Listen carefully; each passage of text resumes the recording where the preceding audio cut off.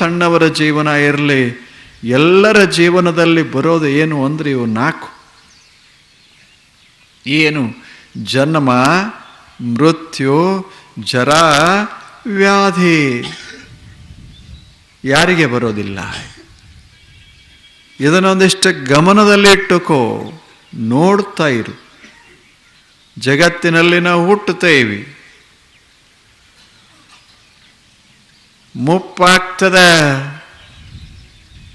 ರೋಗ ರುಜಿನಗಳ ಬರ್ತಾವ, ಕೊನೆಗೊಮ್ಮೆ ಸಾವ ಬರ್ತದೆ. ಇವ 4: ಜನ್ಮ, ಮೃತ್ಯು, ಜರ ಅಂದರೆ ಮುಪ್ಪ, ಆ ಬಳಿಕ ವ್ಯಾಧಿಗಳು. ಇಷ್ಟಿರದೆ. ಇವು 4 ಯಾರ ಮನೆಯಾಗಿಲ್ಲ ಹೇಳಿ? ನಮ್ಮ ಮನೆಯಾಗ ಇವು ಯಾವೂ ಬಂದಿಲ್ಲ ಅಂತ ಎಲ್ಲದ? ಯಾವ ಮನೆನೇ ತಗೋರಿ, ಆ ಮನೆಯೊಳಗೆ ಇವು 4 ಬಂದೇ ಇರ್ತಾವ. ಮೊದಲು ಗೊತ್ತಾಗೋದಿಲ್ಲ, ಆ ಬಳಿಕ ಗೊತ್ತಾಕೋತ ಹೋಗ್ತಾವ. ಅದಕ್ಕೆ ನೀವು ಮನೆ ಯಾವ ರೀತಿ ಕಟ್ಟಿದ್ರು ಆ ಮನ್ಯಾಗ ಇವು ಮುಪ್ಪಾಗೋದು, ಸಾಯೋದು, ಇವೆಲ್ಲ ಜಡ್ಡು ಬರೋದು ಎಲ್ಲ ಇರೋದ. ಎಂಥದೊಂದು ಮನೆ ತೋರಿಸ್ರೆ ಅಲ್ಲಿ ಮುಪ್ಪ ಇಲ್ಲ, ಆ ಮನೆಯಾಗಿದ್ದು ಕೂಡಲೇ ಹಂಗ ಇರ್ತಾರ. ಎಲ್ಲದ ಮನೆ?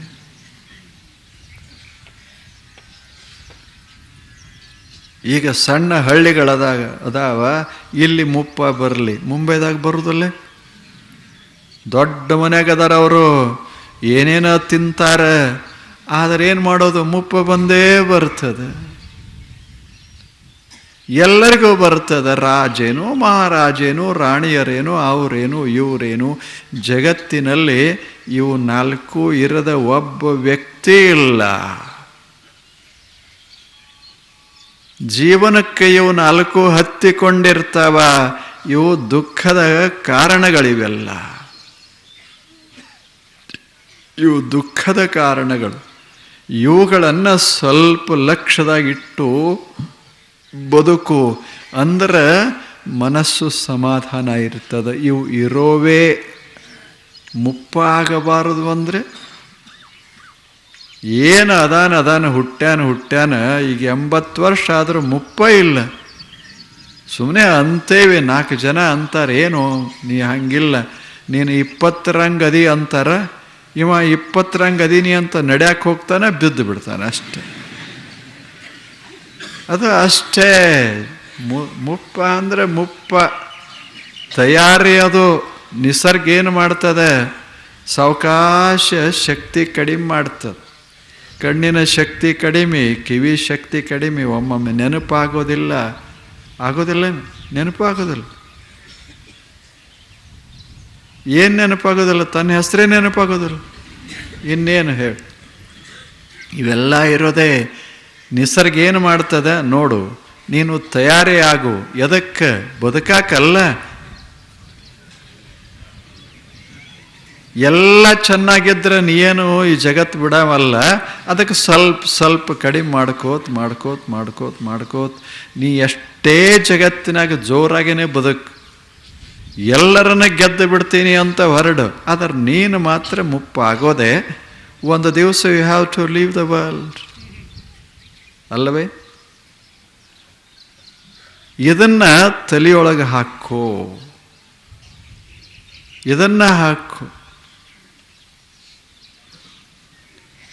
ಬಸವಣ್ಣವ್ರು ಹೇಳಿಲ್ಲ? ಎಷ್ಟು ಚಲೋ ಮಾತು ಹೇಳ್ಯಾರ, ಎಷ್ಟು ಸುಂದರ ಹೇಳ್ಯಾರ.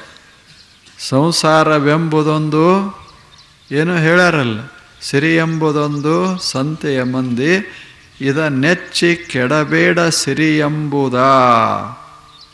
ಇದೇನು ಸಂಪತ್ತ ಅಂತ ನಮಗದ? ಈ ದೇಹ ಸಂಪತ್ತ, ಸೌಂದರ್ಯ ಸಂಪತ್ತ, ಇವೆಲ್ಲ ಅದಾವಲ್ಲ, ಅಥವಾ ವಸ್ತು ಸಂಪತ್ತ, ಇವು ಯಾವೂ ನಮ್ಮ ಹತ್ತಿರ ಖಾಯಂ ಆಗಿ ಇರೋದಿಲ್ಲ ಅನ್ನೋದನ್ನು ಇದು ಜ್ಞಾನ ಇರಲಿ. ಇದೊಂದಿಷ್ಟು ಮನುಷ್ಯನಾಗಿ ಇಟ್ಕೋ. ಇದನ್ನೇನು ಹೇಳಬೇಕಾಗಿಲ್ಲ, ಎಲ್ಲರಿಗೂ ಅದಾವ. ಇದನ್ನು ಮನಸ್ಸಿನಾಗ ಇಟ್ಟುಕೊಂಡು ಬದುಕಕ್ಕೆ ಶುರು ಮಾಡು, ಬದುಕ ಆರಾಮಾಗ್ತದೆ. ಮುಪ್ಪ ಬಂತು, ಇದು ಬರೋದೆ ಅಂತ ಮೊದಲೇ ಗೊತ್ತಿತ್ತು ಅಂದರೆ ಆರಾಮನೇ ಇರ್ತೀವಿ. ಬರ್ತದೆ ಹೋಗ್ತದೆ, ಹೋಗೋದು ಹೋಗ್ತದೆ, ಇರೋದು ಇರ್ತದೆ. ಇದು ಜ್ಞಾನ. ಬರೋದು ಬರ್ತದೆ, ಇರೋದು ಇರ್ತದೆ, ಹೋಗೋದು ಹೋಗ್ತದೆ. ಯಾವ ಪಟಗಳು ಕೆಳಗಿಳುವುದಿಲ್ಲ. ಆಕಾಶದಾಗ ಪತಂಗ ನಾವು ಹಾರಿಸ್ತೇವೆ, ಇಷ್ಟೆಲ್ಲ ಪತಂಗ ಹಾರ್ತಾವಲ್ಲ, ಯಾವ ಪತಂಗ ಖಾಯಿಮಾಗಿ ಆಕಾಶದಾಗ ಅದಾವ? ಹಾರದ್ದೆಲ್ಲ ಇಳಿತಾವ ಇಲ್ವೇನು? ಅಷ್ಟು ಎತ್ತರ ಹೋಗ್ತಾವ ಪತಂಗಗಳು. But they have to come down. ಹೌದಲ್ಲ? If there is no wind, then the kite cannot fly in the sky. ಗಾಳಿನೇ ಇಲ್ಲದ ಬಳಿಕ ಅಲ್ಲೇನಿರ್ತದೆ. ಹಾಗ ನಮ್ಮಲ್ಲಿ ಆಯುಷ್ಯದ ಗಾಳಿ ನಿಂತು ಹೋಯ್ತು ಅಂದ್ರೆ ಅಲ್ಲೇನಿರ್ತದೆ, ಬೀಳಾಕ ಬೇಕದ. ಎಷ್ಟು ಅದ್ಭುತ ಅದ. ಇಂಥದನ್ನು ಅರ್ಥ ಮಾಡ್ಕೋಬೇಕು ಅಂತ ಗುರು ಜನ್ಮ ಮೃತ್ಯು ಜರಾ ವ್ಯಾಧಿ ದುಃಖ ದೋಷಾನುದರ್ಶನಂ. ಅನುದರ್ಶನಂ ಅಂದ್ರೆ ಅನುಚಿಂತನಂ, ಸದಾ ಚಿಂತನೆ ಮಾಡಬೇಕು. ಇದನ್ನು ತಲೆಯೊಳಗೆ ಸ್ವಲ್ಪ ಇಟ್ಟುಕೊಂಡಿರಬೇಕು. ಏನು ಅಂದರೆ ಜೀವನ ದೋಷಯುಕ್ತವಾಗಿದೆ, ಜೀವನದಲ್ಲಿ ಕೊರತೆಗಳಿವೆ. ಈ ಎಲ್ಲ ಕೊರತೆಗಳನ್ನು ಪೂರ್ಣ ಮಾಡೋದು, ತುಂಬೋದು ಸಾಧ್ಯ ಇಲ್ಲ. ಬದುಕಂದ್ರೆ a bucket with cracks and crevices. ಇದೊಂದು ಸುಂದರ ಮಾತು ಪಾಶ್ಚಿಮಾತ್ಯರು ಹೇಳ್ತಾರೆ. ಬಕೆಟ್ ಇದ್ದಂಗೆ ಇದೊಂದು ಜೀವನ. ಇದನ್ನು ತುಂಬುತ್ತೇವೆ. ಮೊದಲು ಈ ಜಗತ್ತಿಗೆ ಬಂದ ಕೂಡಲೇ ಅದು ತುಂಬಿರ್ತದೆ, 100 ವರ್ಷ ಇರ್ತದೆ. ಆದರೆ ಈ ಬಕೆಟ್ ಹೆಂಗದ ಅಂದ್ರೆ, ಅದೇನು ಆಯುಷ್ಯ ತುಂಬ್ಯದ ಒಳಗೆ ಈ ಬಕೆಟ್ ಹೆಂಗದ ಅಂದ್ರೆ ಅದಕ್ಕೆ ರಂಧ್ರದಾವ. ಅದನ್ನು ಹಿಂಗೆ ತುಂಬುದ್ರಾಗ ಸೋರಕ ಶುರುವಾಗ್ತದೆ. ಇಲ್ಲೇನು? ಬಕೆಟ್ನ ಒಳಗೆ ಹಾಕ್ತೇವಿ, ಬಾವಿಯೊಳಗೆ ಬಿಡ್ತೇವಿ, ಅದು ತುಂಬ್ತದೆ. ನೀರಾಗಿರೋ ತನಕ ಏನೂ ಇರುವುದಿಲ್ಲ, ತುಂಬೇ ಇರ್ತದೆ. ಸ್ವಲ್ಪ ಮೇಲೆ ನೀವು ಜಗ್ಗಾಕ್ ಶುರು ಮಾಡಿದರೆ ಅದು ಸೋರಾಕ್ ಶುರುವಾಗ್ತದೆ ಅಷ್ಟೆ. ಹಾಗೆ ಬದುಕು ಅಂದರೆ ಏನು? ಒಂದು ಆಯುಷ್ಯದಿಂದ ತುಂಬಿದ ಬಕೆಟ್. ಅದು ಬದುಕದಂಗೆ ಸೋರ್ಕೋತ್ ಹೋಗ್ತದೆ. ಇನ್ನೇನು ಕೈಗೆ ಬಂತು ಅನ್ನೋದ್ರಾಗ ಖಾಲಿ ಆಗಿರ್ತದೆ ಅಷ್ಟೇ. ಹಂಗೆ ಆಗೋದಿಲ್ಲೇನು? ಇನ್ನೇನೇನು ಆರಾಮಿರಬೇಕು. ಎಲ್ಲ ನಿವೃತ್ತಿ ಆಯಿತು, ಮಕ್ಕಳ ಲಗ್ನ ಆಯಿತು, ಎಲ್ಲರದು ಬರೇ ಮಸ್ತ್ ಆಯಿತು. ಅವ್ರು ಇಂಗ್ಲೆಂಡ್ದಾಗ, ಇವರು ಅಮೇರಿಕದಾಗ, ಇವರು ಜಪಾನ್ದಾಗ, ಇವರು ಮಂಗಳ ಲೋಕದಾಗ, ಇವರು ಚಂದ್ರ ಲೋಕದಾಗ, ನಾವು ಈ ಲೋಕದಾಗ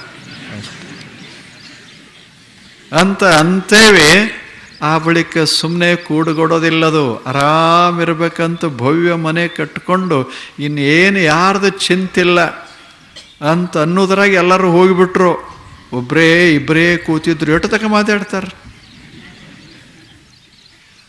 ದಿವಸ ತುಂಬ ಮಾತಾಡಿದರು. ಮೊದಲನೇ ದಿವಸ, ಎರಡನೇ ದಿವಸ ಇಲ್ಲ, ಕಡಿಮೆ ಆಯ್ತು. ಒಂದು 10-8 ದಿವಸದಾಗ ಎಲ್ಲ ಮಾತು ಮುಗಿದು ಹೋಗಿ ಅವ್ರು ಆ ಮೂಲೆಗ ಇವ್ರು ಈ ಮೂಲೆ. ಎಲ್ಲದ ಜೀವ ಕೊನೆಗೆ ಹಂಗಾಗೋದು. ಎಷ್ಟು ವಿಚಿತ್ರ. ಆ ಬಳಿಕ ಸಾವಕಾಶ ಅವ್ರಿಗೆ ಹೇಳಕ್ಕೆ ಬರಂಗಿಲ್ಲ, ಇವ್ರಿಗೆ ಕೂಡ್ರಾಕ ಬರಂಗಿಲ್ಲ. ಅಲ್ಲಿಂದ ಏನದ ಜೀವನ ಅಂತ ಅನ್ನಕ್ಕೆ ಶುರು ಮಾಡೋದು. ಮೊದಲು ಹೆಂಗಿತ್ತು? ಆಫೀಸರ್ ಆದಾಗ ಏನು ಅಂತಿದ್ದ, ಎಲ್ಲ ಹಿಂದೂಸ್ತಾನವನ್ನೇ ಬದಲು ಮಾಡ್ತೀನಿ ಅಂತಿದ್ದ. ಈಗ ಕಾಲು ಎತ್ತಕ್ಕೆ ಬರೋದು, ಕೈ ಎತ್ತಕ್ಕೆ ಬರೋದು. ಎಲ್ಲ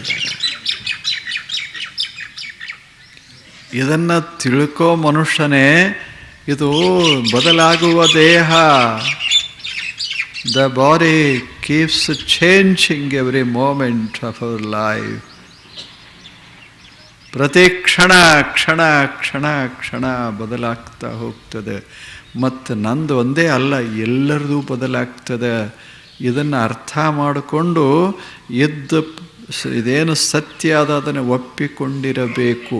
ಇದು ದೋಷಯುಕ್ತವಾಗಿದೆ ಅನ್ನೋದನ್ನು ಮರಿಬೇಡ, ಅದನ್ನು ಮರಿಬೇಡ. ಯಾವಾಗ ಏನಾದೀತು ಅದನ್ನು ಹೇಳಲಿಕ್ಕಾಗೋದಿಲ್ಲ. ನಿಮಗೆ ಗೊತ್ತದಲ್ಲ, ಸುಮ್ಮನೆ ಹಿಂಗೆ ಹೊಸ ಗಾಡಿ ತಂದಾನೆ, ಹೊಸದು ಮಸ್ತಾಗಿ ಗಾಡಿ ತಂದಾನು, 1 ಕೋಟಿ ರೂಪಾಯಿ ಕೊಟ್ಟಾನು ಗಾಡಿಗೆ. ಒಳಗೆ ಹಿಂಗೆ ಕೂತಾನಲ್ಲ, ಇನ್ನೇನು ಶಾಶ್ವತ ಅಂತ ಕೂತಾನ. ಮನೆಗೆ ಬರೋದ್ರಾಗ ಆಕ್ಸಿಡೆಂಟ್. ಹೇಳಿ, ಎಲ್ಲಿ ಹೇಳಲಿಕ್ಕೆ ಆಗ್ತದೆ? ಟ್ರಕ್ಕ ಬಂತು, ಆಯಿತು ಮೂಲಿಗೆ. ಇವ ಒಳಗೆ ಗಾಡಿ ಹೊರಗೆ ಆಯಿತು. ಅಲ್ಲಿಗೆ ಜೀವನದ ಜ್ಯೋತಿ ಏನಾಯಿತು? ಹೋಯ್ತು. ಯಾವಾಗ ಏನಂತ ಗೊತ್ತಾಗೋದಿಲ್ಲದ. ಎಲ್ಲ ಸಂಪತ್ತ ಬಂದಿರ್ತದ, ಪ್ರಾಣನೇ ಹೊಂಟಿರ್ತದ. ಏನು ಮಾಡೋದು? ಒಬ್ಬ ಇದೇ ದೇಶವನ್ನು ಆಳ್ತಿದ್ದ, ಬಹಳ ದೊಡ್ಡ ರಾಜ ಆತ.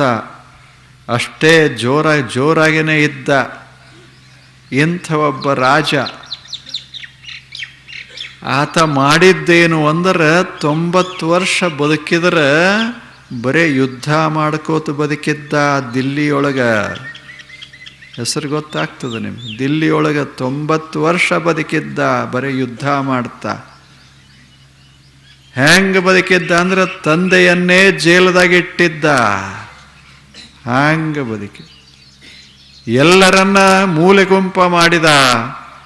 ಸೇನೆ ಲಕ್ಷ ಲಕ್ಷ ಸೇನೆ ಸದಾ ಹೋರಾಟಕ್ಕೆ ಇಳಿತು. ಎಷ್ಟು ಜನ ಸಾವು ನೋವ. ಕೊನೆಗೆ ಸಾಯುವಾಗ ಸಾವು ಬಂತು ಅವನಿಗೂ. ಅವಾಗ ಅವನಿಗೆ ಎಚ್ಚರ ಆಯಿತು, ನಾನು ಹೊಂಟನೆಲ್ಲ ಅಂದ. ಮತ್ತು ಇಷ್ಟು ವರ್ಷ ಏನು ಮಾಡ್ತಿ ಅಂತ ಕೇಳ್ತು ಮನಸ್ಸು. ಏನು ಮಾಡಿದೆ ಇಷ್ಟು ವರ್ಷ? ಹೊರಡೋದೇ ಇತ್ತು ಅಂದ್ರೆ ಮಾಡಿದ್ದು ಉಪಯೋಗ ಏನು ಅಂತ. ಹಾಸಿಗೆ ಮೇಲೆ ಮಲ್ಗ್ಯಾನ ದಿಲ್ಲ್ಯಾಗ ಅರಮನ್ಯಾಗ. ಅವನ ಮನಸ್ಸು ಶುರುವಾಯ್ತು. ಮನುಷ್ಯನಾಗ 2 ಇರ್ತಾವ, ಒಂದು ಚಲೋ ಮನಸ್ಸು, ಒಂದು ಸೋತ ಮನಸ್ಸು. ಅದು ಪ್ರಜ್ಞಾವಂತ ಮನಸ್ಸು ಕೇಳಕ್ಕೆ ಶುರು ಮಾಡ್ತು, ಮಹಾರಾಜ ಇಷ್ಟು 90 ವರ್ಷ ಬದುಕದಿಯಲ್ಲ, ಈಗ ಹೊಂಟಿಯಲ್ಲ, ಏನು ಉಳೀತು ಹೇಳು? ಎಷ್ಟು ಜನ ನಿನ್ನ ಸಲುವಾಗಿ ಸತ್ರು, ಎಷ್ಟು ಕುಟುಂಬಗಳ ಹಾಳಾದು, ಎಷ್ಟು ಜನ ಕಣ್ಣೀರ ಸುರಿಸಿದರು. ಇಷ್ಟೆಲ್ಲ ಮಾಡಿ ನೀನು ಗಳಿಸಿದ್ದೇನು? ಏನಿಲ್ಲ, ಹೋಗೋದಷ್ಟೇ.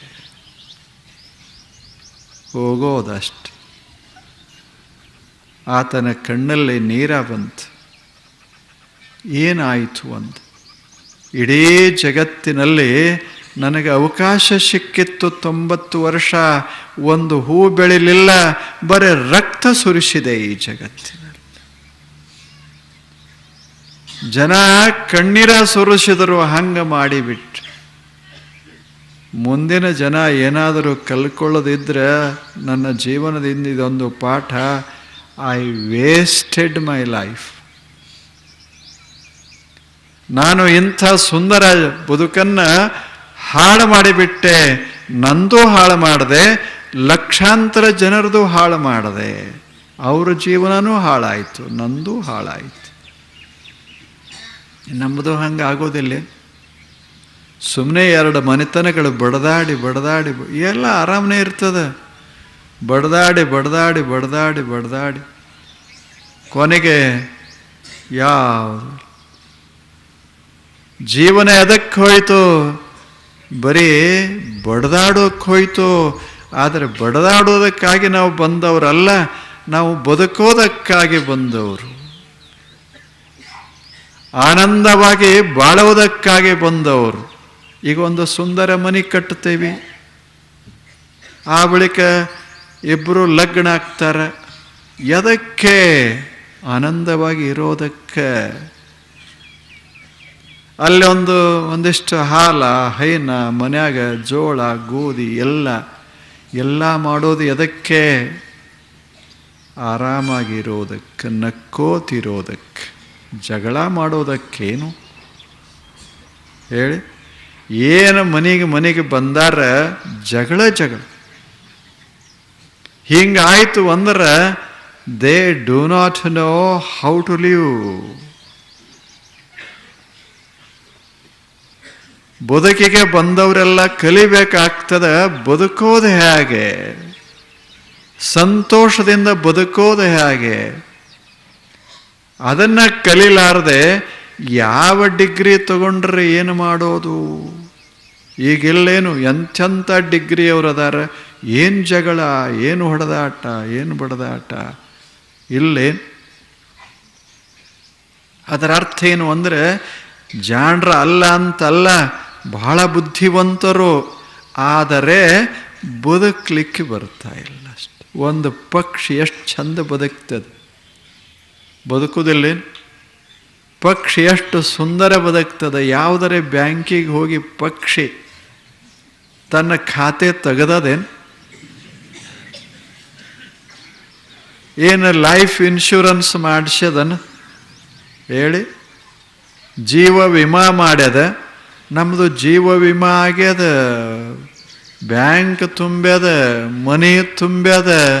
ಆದರೆ ಏನು ಮಾಡೋದು? ಅದರಂಗೆ ಬದುಕಕ್ಕೆ ಬರೋಲ್ದು ನಮಗೆ, ಆನಂದವಾಗಿ ಹಾಡಕ್ಕೆ ಬರೋಲ್ದು. ಕನಿಷ್ಠ ಹಾಡಾರೇ ಕೇಳಿ ಆನಂದ ಪಡಕ್ಕೆ ಬರೋಲ್ದು. ಯಾಕೆ ಅಂದರೆ ಬದುಕೋದೊಂದು ಕಲಾ ಅದ, ಅದನ್ನು ಕಲಿಬೇಕಾಗ್ತದೆ. ಅದನ್ನು ಕಲಿಬೇಕು. ಏನು ಕಲಿತರ್ರೆ ಏನು? ಮೊದಲು ಬದುಕೋದು ಕಲಿಯೋದು. ಬದುಕೋದಂದ್ರೆ ಏನು?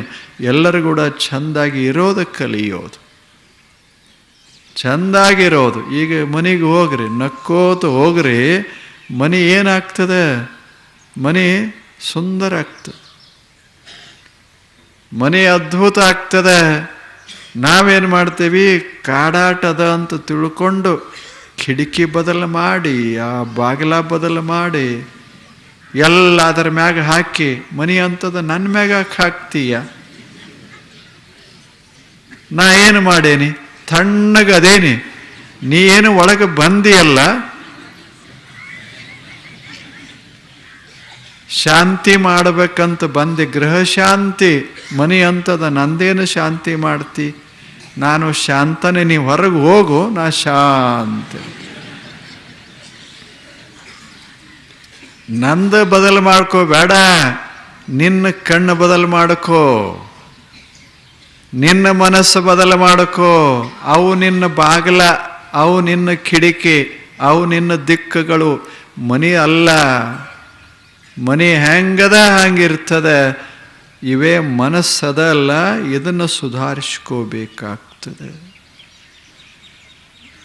ಕಾಡೋದು ಹೊರಗಿಂದ ವಸ್ತುಗಳಲ್ಲ, ಕಾಡೋದು ನಮ್ಮ ಮನಸ್ಸೇ. ಅದೇ ನಮ್ಮ ಎಲ್ಲ ಸಮಸ್ಯೆಗಳಿಗೆ ಕಾರಣ. It is the cos of all our problems that we face in life. ಎಲ್ಲ ಸಮಸ್ಯೆಗಳಿಗೆ ಕಾರಣ ಎಲ್ಲದ? ಒಳಗೆ ಕುಂತದ. ತಿಳುವಳಿಕೆ ಬಂತು, ಬದುಕೋ ಕಲಾ ಸಿಕ್ತು, ಜೀವನ ಸಾರ್ಥಕ ಆಯ್ತು. ಬದುಕೋ ರೀತಿ ಗೊತ್ತಾಗದೆ ಇದ್ರೆ ಜೀವನ ಹಾಳ ಆಯ್ತು ಅಷ್ಟೆ. ಬದುಕಾಕೆ ಬರೋದಿಲ್ಲ. ಎಷ್ಟು ಚಂದದ ಬದುಕು ಅನ್ನೋದು. ಎಷ್ಟೆಲ್ಲ ಸಿಕ್ಕಾಗ ಏನೂ ಇಲ್ಲಪ್ಪ ಜೀವನದಾಗ ಬದುಕೋದು ಕಷ್ಟ ಅಂದ್ರೆ ಆ ಮಾತು ಬೇರೆ. ಆದರೆ ದೇವರು ಎಲ್ಲ ಕೊಟ್ಟು ಬಳಕು ಸಹಿತ ಒಂದೊಂದು ಮನ್ಯಾಗ ಹುಡುಗರು ಇರ್ತಾವೆ, ನೋಡಿರ್ಬೇಕು. ಹಂಗೆ ಇವರು ಅವಕ್ಕೆ ಏನು ಕೊಟ್ಟರು ಸಹಿತ ಒಳತಿರ್ತಾವೆ, ಇಲ್ಲ ಒಂದೊಂದು ಇರ್ತಾವೆ. ಬೇಕಾದ ಕೊಡ್ರಿ ನೀವು, ಅದನ್ನು ಕೊಟ್ಟರೆ ಒಂದು ಕ್ಷಣದಾಗ ಅದನ್ನು ನೋಡೋದು ಮತ್ತೆ ಅಳಕ್ಕೆ ಶುರು ಮಾಡು. ಇವ್ರಿಗೆ ಏನು ಕೊಟ್ಟರೆ ಸಮಾಧಾನ ಆಗತ್ತೆ? ಏನೂ ಆಗೋದಿಲ್ಲ. ತಾಯಿ ತಂದೆಗಳ ಮುಂದೆ ಏನಂತಾರೆ, ಅದು ಹಂಗೆ, ಅದು ಬರೀ ಅಳುತ್ತದ. ಅದು ಹಂಗೆ ಕೊನೆಗೆ ನಮ್ಮದು ಏನು ಪರಿಸ್ಥಿತಿ ಆಗ್ತದ, ನಿಸರ್ಗ ತಾಯಿ ಅಂತಾಳ, ಇವು ಬರೇ ಮನುಷ್ಯರು ಅಳುತ್ತಾವ, ಇವಕ್ಕೆ ಬದುಕಾಕ ಬರೋದಿಲ್ಲ.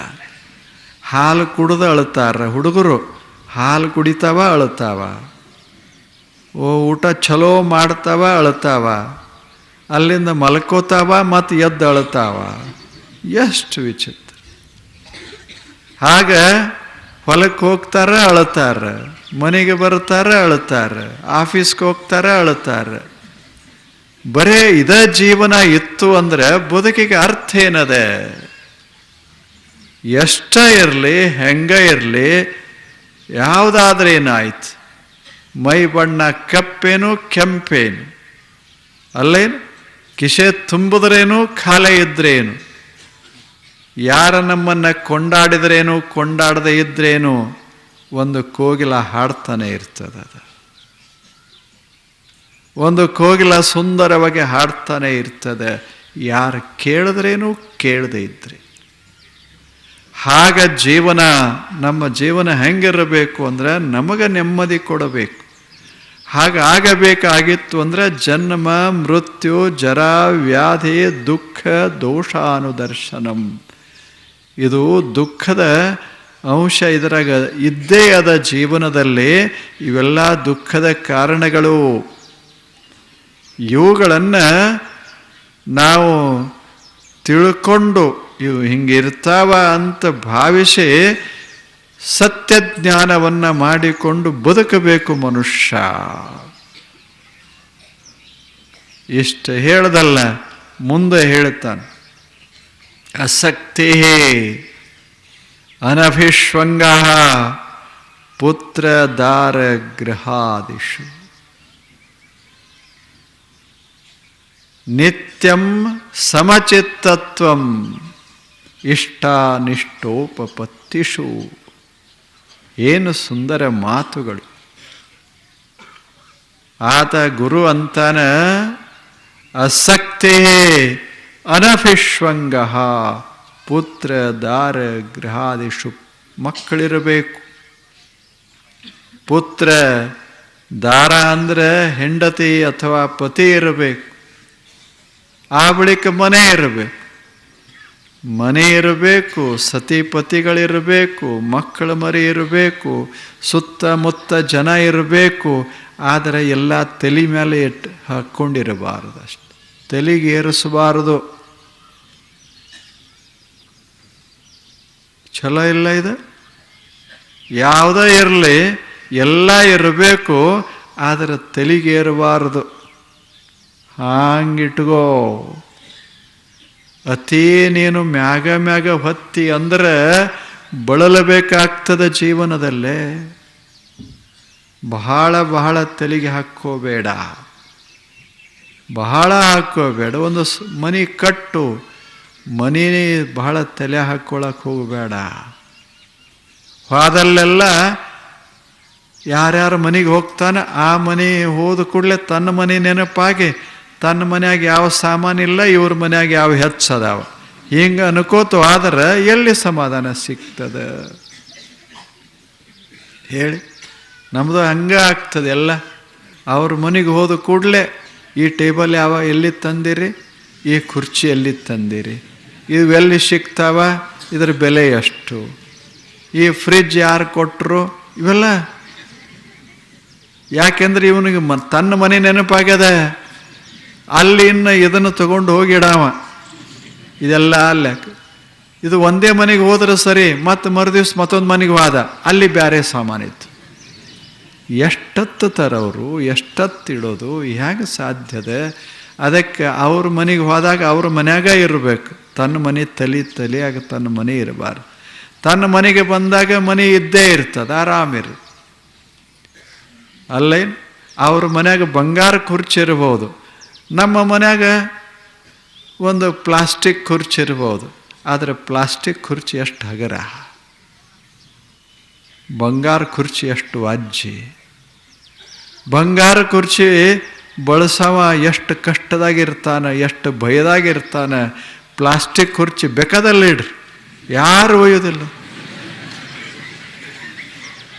ಎಷ್ಟು ನಿಶ್ಚಿಂತ ನಿರಾಮಯ. ಇಲ್ಲೇನು ಒಂದು ವೇಳೆ ಕುರ್ಚಿಗಳೆಲ್ಲ ಬಂಗಾರದ್ದು ಇದ್ದಿದ್ರೆ ನಾವು ಹಿಂಗೆ ಕುಂಡ್ರುತ್ತಿದ್ದೇವೆ ಹೇಳಿ? ನನ್ನ ಕಡೆ ನೀವು ನೋಡ್ತಿದ್ರೇನು? ಇಲ್ಲ, ಕಾಣಿಸ್ತಾನೆ ಇರಲಿಲ್ಲ, ಬರೀ ಇದೇ ಕಾಣಿಸ್ತತ್ತ. ಎಲ್ಲದ ಈಗ ಪ್ಲಾಸ್ಟಿಕ್ ಅದ ಅಂತ ತಿಳ್ಕೊಂಡು ಯಾರೂ ನೋಡೇ ಇಲ್ಲ ಅದ್ರ. ಮತ್ತು ಎಷ್ಟು ಆರಾಮದ, ನೋ ಫಿಯರ್. ಹೌದಲ್ಲ? ಭಯನೇ ಇಲ್ಲ, ನಿರ್ಭಯ. ಎಲ್ಲ ಇರಬೇಕು, ನೀ ನಿಶ್ಚಿಂತನಾಗಿ ಬಾಳಬೇಕು. ಗ್ರಹ ಇರಬೇಕು, ಪುತ್ರ ಗ್ರಹ ದಾರ ಗ್ರಹಾದಿಷು ಅಸಕ್ತಿ. ಶಕ್ತಿ ಅಂದರೆ ಪ್ರೇಮ. ಅಭಿಶ್ವಂಗ ಅಂದ್ರೆ ಬಹಳ ಹಚ್ಚಿಕೊಳ್ಳೋದು. ಅಸಕ್ತಿ ಅನಭಿಶ್ವಂಗ ಅಂದರೆ ಅತೀ ಆಗಬೇಡ, ಮುಳುಗಬೇಡ. ಅದರಾಗ ಪ್ರಪಂಚ ಇರಬೇಕು, ಬಹಳ ಮುಳುಗಿರಬಾರ್ದು ಒಳಗೆ. ಎಷ್ಟೋ ಅಷ್ಟೇ, ಎಷ್ಟೋ ಅಷ್ಟೇ. ಅಲ್ಲೇನೋ ಫೋಟೋ ತೆಗೆಸ್ಕೊಳ್ಳುವಾಗ ಅವರು ಎಡಕ್ಕೆ ಕೂತಿದ್ರು, ಇವರು ಬಲಕ್ಕೆ ಕೂತಿದ್ರು. ಇದನ್ನು ತಲೆಗೆ ಹಾಕ್ಕೊಂಡು ಸಿಕ್ಕಲ್ಲೆಲ್ಲ ಹಂಗೆ ಮಾಡ್ಕೋತ ಹೋಗಬೇಡ. ದಾರ್ಯಾಗ ಅವ್ರು ಅಕಸ್ಮಾತ್ ಬಲಕ್ಕೆ ಬೈ ಎಡಕ್ಕೆ ಬಾ ಅಂದ್ರೆ ಎಲ್ಲ ಕಡೆ ಅಲ್ಲದು, ಸುಮ್ಮನೆ ಒಂದು ಕ್ಷಣ ಅದ ಅಷ್ಟೇ. ಉಳಿದ ಎಲ್ಲ ಕ್ಷಣ ಸಹಜ ಸಹಜ ಸಹಜ ಇರಬೇಕು. ಹಾಗೆ ಮನುಷ್ಯ ಬಾಳಬೇಕೇ ವಿನ ಇದನ್ನೆಲ್ಲ ಹೀಗೆ ಸಿಕ್ಕೋಬಾರ್ದು. ಅನಭಿಶ್ವಂಗ. ಅಭಿಶ್ವಂಗ ಅಂದ್ರೆ ಸಿಕ್ಕ ಹಾಕ್ಕೊಳ್ಳೋದು, clinging, sinking in the mud of in the mire of illusions. ಭ್ರಮಾದ ರಾಡ್ಯಾಗ ಮುಳುಗೋದಷ್ಟೆ, ಬಹಳ ಆಗಬಾರದು. ಎಷ್ಟೋ ಅಷ್ಟೆ. ಒಂದು ಕ್ಷಣ ನೀನು ನಿನ್ನ ಕನ್ನಡಿ ನೋಡು, ದಿವ್ಸ ತುಂಬ ನೋಡ್ಕೊಂತ ಏನದ ಅದರಾಗ. ಆ ಕಡೆ ಹೋಗಿ ಬಂದವನೇ ಅದರ ಮುಂದೆ ನಿಂತ, ಮತ್ತೆ ಹೋಗಿ ಬಂದ ಅದರ ಮುಂದೆ ನಿಂತ. ಅಂದರೆ ಜಗತ್ತಿನಾಗ ಅವಾಗ ಏನೂ ಇಲ್ಲೇ ಇಲ್ಲ, ಬರೇ ಕನ್ನಡಿ ಅವ. ಹಿಂಗೆ ಮಾಡ್ಕೋಬೇಡ. ಎಷ್ಟು ಬೇಕೋ ಅಷ್ಟು ಹಂಗೆ ಆರಾಮಾಗಿ ಇರೋದನ್ನು ಕಲಿಬೇಕಾಯಿತು ಅಂದರೆ ಅಸಕ್ತಿ ಅನಭಿಶ್ವಂಗ. ಅತಿಯಾಗಿ ತಲೆಯೊಳಗೆ ಈ ಪ್ರಪಂಚವನ್ನು ಹಾಕಿಕೊಳ್ಳಬೇಡ, ಹಾಕಿಕೊಳ್ಳಬೇಡ. ಮತ್ತು ಏನು ಮಾಡಬೇಕು ಅದನ್ನು ನಾಳೆ ಹೇಳ್ತಾನೆ. ನಮಸ್ಕಾರ. ಗುರು ಬ್ರಹ್ಮ ಗುರು ವಿಷ್ಣು ಗುರುದೇವೋ ಮಹೇಶ್ವರ ಗುರು ಸಾಕ್ಷಾತ್ ಪರಬ್ರಹ್ಮ ತಸ್ಮೈ ಶ್ರೀ ಗುರವೇ ನಮಃ. ಗುರುನೀಲಕಂಠೇಶ ಪರಮ ಪ್ರಕಾಶ ಗುರುನೀಲಕಂಠೇಶ ಪರಮ ಪ್ರಕಾಶ ಜಯ ಜಯ ಮಂಗಲ ದಾರ್ತಿಕರಗಿರೆ ಜಯ ಜಯ ಮಂಗಲ ದಾರ್ತಿಕರಗಿರೆ ಈಗ ಪಿತಾವೃತಿ ಮಠದಲ್ಲಿ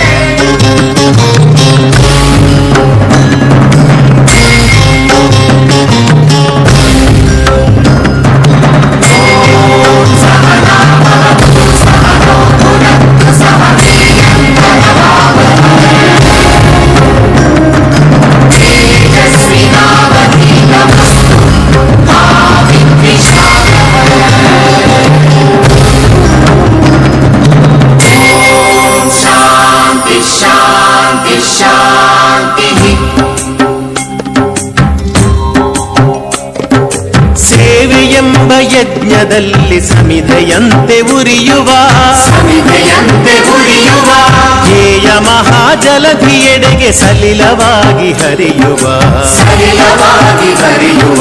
ಸೇವೆಯೆಂಬ ಯಜ್ಞದಲ್ಲಿ ಸಮಿಧೆಯಂತೆ ಉರಿಯುವ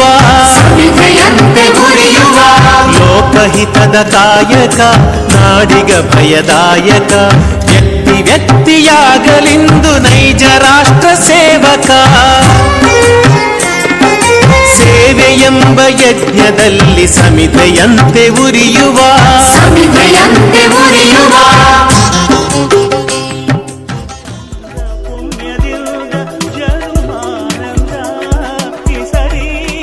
ರಕ್ತ ಇದು ನಮ್ಮ ದೇಹದಲ್ಲೆಲ್ಲ ಸಂಚರಿಸಿ ಪೋಷಕಾಂಶಗಳನ್ನು ಎಲ್ಲ ಅಂಗಗಳಿಗೂ ತಲುಪಿಸುವ ಅಂಚೆಕಾರ.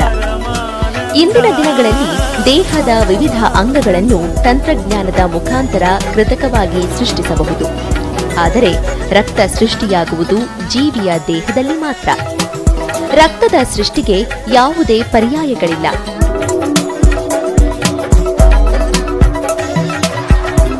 ಥಲಸೇಮಿಯಾ, ಸಿಕಲ್ ಸೆಲ್, ಬ್ಲಡ್ ಕ್ಯಾನ್ಸರ್ನಂತಹ ರಕ್ತ ಸಂಬಂಧಿ ಕಾಯಿಲೆಯಿಂದ ಬಳಲುತ್ತಿರುವವರಿಗೆ, ಗರ್ಭಿಣಿ ಮಹಿಳೆಯರಿಗೆ, ತುರ್ತು ಶಸ್ತ್ರಚಿಕಿತ್ಸೆಗೆ ಒಳಗಾಗುವವರಿಗೆ ಆರೋಗ್ಯವಂತ ರಕ್ತದ ಅಗತ್ಯ ಬಹಳ ಹೆಚ್ಚಿದೆ.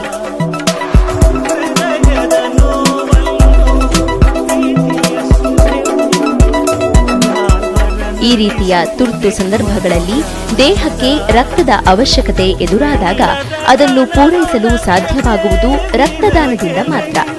ಹೀಗಾಗಿಯೇ ರಕ್ತದಾನವು ಶ್ರೇಷ್ಠ ದಾನ ಎನಿಸಿದೆ. Karnataka red cross blood bank, Rotary south parade, Bharat scouts and guides, corona warriors of Banashankari ಹಾಗೂ ಯೂತ್ ಫಾರ್ ಪರಿವರ್ತನ್ ಆಯೋಜಿಸಿದ್ದ ಈ ರಕ್ತದಾನ ಶಿಬಿರದ ಬಗ್ಗೆ ರೆಡ್ ಕ್ರಾಸ್ನ ರಕ್ತದಾನ ಕಾರ್ಯಕ್ರಮದ ರಾಜ್ಯ ಮಟ್ಟದ ಸಂಯೋಜಕರಾದ ಡಾಕ್ಟರ್ ರಾಜು ಚಂದ್ರಶೇಖರ್ ಅವರು ಮೆಚ್ಚುಗೆ ವ್ಯಕ್ತಪಡಿಸಿದ್ದು ಹೀಗೆ. ರಕ್ತವನ್ನ ಯಾವುದೇ ಒಂದು ಕಾರ್ಖಾನೆಯಲ್ಲಿ ತಯಾರು ಮಾಡಲಿಕ್ಕೆ ಸಾಧ್ಯ ಇಲ್ಲ. ಇದು ಒಬ್ಬ ಆರೋಗ್ಯವಂತ ವ್ಯಕ್ತಿ ರಕ್ತದಾನ ಮಾಡಿ ಒಂದು ಮಾನವೀಯತೆಯ ದೃಷ್ಟಿಯ ಹಿನ್ನೆಲೆಯಲ್ಲಿ ನಾವಿವತ್ತು ರೋಗಿಗಳಿಗೆ ರಕ್ತವನ್ನು ಪೂರೈಸತಕ್ಕಂಥ ಒಂದು ಕೆಲಸವನ್ನ ಮಾಡಬಹುದು.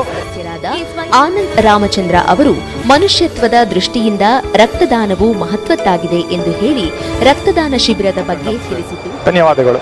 ರಕ್ತದಾನದ ಬಗ್ಗೆ ಇರುವ ಊಹಾಪೋಹಗಳ ಬಗ್ಗೆ ಯಾವುದೇ ತಪ್ಪು ಕಲ್ಪನೆ ಬೇಡ. ರಕ್ತದಾನವು ಆರೋಗ್ಯಕ್ಕೆ ಪೂರಕವಾದದ್ದು ಎಂದವರು ರಕ್ತದಾನಿಯಾದ ಕಲ್ಯಾಣಿ ಅವರು.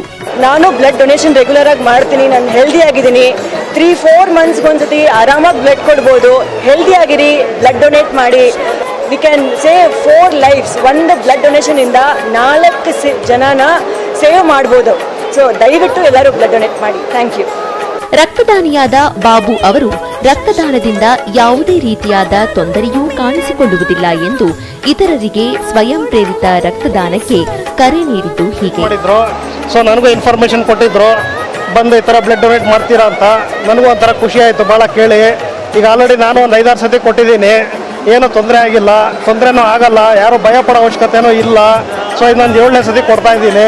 ಸೊ ನಮಗೂ ಒಂಥರ ಬ್ಲಡ್ ರೀಸೈಕಲ್ ಆಗುತ್ತೆ. ಕೊಡೋದ್ರಿಂದ ಒಂದು 4-5 ಜನಕ್ಕೆ ಹೆಲ್ಪ್ ಆಗುತ್ತೆ. ದಯವಿಟ್ಟು ನಮ್ಮ ಸ್ನೇಹಿತರಿಗೆ ಎಲ್ಲರಿಗೂ ರಿಕ್ವೆಸ್ಟ್ ಮಾಡ್ಕೊಳ್ತೀನಿ, ಬಂದು ಕೊಡಿ ಅಂತ. Thank you. Hindustan scouts and guides ಸಂಸ್ಥೆಯ ಸ್ಟೇಟ್ ಟ್ರೈನಿಂಗ್ ಕಮಿಷನರ್ ಆದ ಸುರೇಶ್ ಅವರು ರಕ್ತದಾನಿಗಳಿಗೆ ಧನ್ಯವಾದಗಳನ್ನು ತಿಳಿಸಿದರು. ರೆಡ್ ಕ್ರಾಸ್ನವರು ಈ ಬ್ಲಡ್ ಡೊನೇಷನ್ ಕ್ಯಾಂಪನ್ನು ಮಾಡಿ ತುಂಬ ಜನಗಳಿಗೆ ಒಳ್ಳೆಯದನ್ನು ಮಾಡ್ತಿದ್ದಾರೆ. ನಿಜಕ್ಕೂ ಸಮಾಜಕ್ಕೆ ಒಳ್ಳೆಯದಿದು. ಬ್ಲಡ್ ನಿಜಕ್ಕೂ ಎಲ್ಲ ಜನಗಳಿಗೆ ಅವಶ್ಯಕತೆ ಇದೆ. ಒಳ್ಳೆ ಕೆಲಸ ಮಾಡ್ತಿದ್ದಾರೆ. ಹಿಂದೂಸ್ತಾನ್ ಸ್ಕೌಟ್ ಪರವಾಗಿ ನಾನು ಧನ್ಯವಾದಗಳನ್ನು ಅರ್ಪಿಸ್ತಾ ಇದ್ದೇನೆ. ಹಾಗೆ ನಮ್ಮ ಚೇರ್ಮನ್ ಇವ್ರ ಪರವಾಗಿಯೂ ಸಹ ನಾನು ಧನ್ಯವಾದಗಳನ್ನು ಅರ್ಪಿಸ್ತಾ ಇದ್ದೇನೆ. ಜೈ ಹಿಂದ್, ಜೈ ಕರ್ನಾಟಕ. ಪಡೆಯಲಾಗುವುದು. ಆರೋಗ್ಯವಂತರಾದ ನಿಮ್ಮ ಒಂದು ರಕ್ತದಾನ 3 ಜೀವಗಳನ್ನು ಉಳಿಸಬಲ್ಲದು. ಯೋಚಿಸಿ, ನಿಮ್ಮ ರಕ್ತದಾನ ಪಡೆಯುವವರಿಗೆ ಜೀವವನ್ನು ನೀಡಿದರೆ ನಿಮಗೆ ಅಪರಿಮಿತ ತೃಪ್ತಿ ದೊರಕುವುದು. ರಕ್ತದಾನ ಮಾಡಿ, ಜೀವ ಉಳಿಸಿ. ಹೆಲ್ಮೆಟ್ ಇಲ್ಲ ಅಂದ್ರೆ ಪೆಟ್ರೋಲ್ ಹಾಕಲ್ಲ ಸರ್. ಏನಯ್ಯ ತಲೆ ಎಲ್ಲ ಮಾತಾಡ್ತೀಯ, ದುಡ್ಡು ಕೊಡಲ್ವಾ? ಹಾಕಲ್ಲ ಸರ್.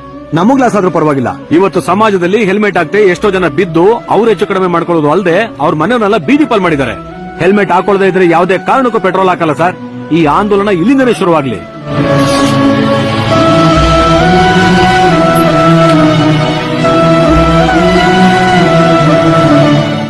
ನಿಮ್ ಮಾತು ಕೇಳಿ ತುಂಬಾ ಖುಷಿ ಆಯ್ತು ಸರ್. ಇವತ್ತು ಪೊಲೀಸ್ನವರು ಹೆಲ್ಮೆಟ್ ಹಾಕಳಿ ಅಂತ ಬಡ್ಕೊಳ್ತಾರೆ. ಸಾಲ್ದು ಅಂತ ದಂಡ ಹಾಕಿ ಬುದ್ಧಿನೂ ಕಲಿಸ್ತಾರೆ. ಆದ್ರೂ ನಮ್ ಜನ ಹೆಲ್ಮೆಟ್ ಹಾಕಲ್ಲ. ಆದ್ರೆ ನೀವು ತಗೊಂಡಿದ್ರಲ್ಲ ಈ ನಿರ್ಧಾರ, ಇದೇ ತರ ಎಲ್ಲಾ ಪೆಟ್ರೋಲ್ ಬಂಕ್ ಅವರು ತಗೊಂಡ್ರೆ ನಮ್ ಜನ ಖಂಡಿತವಾಗಿ ಹೆಲ್ಮೆಟ್ ಹಾಕ್ತಾರೆ ಸರ್. ಅವ್ರ ಮನೆಯವರು ಕೂಡ ನೆಮ್ಮದಿಯಾಗಿರ್ತಾರೆ.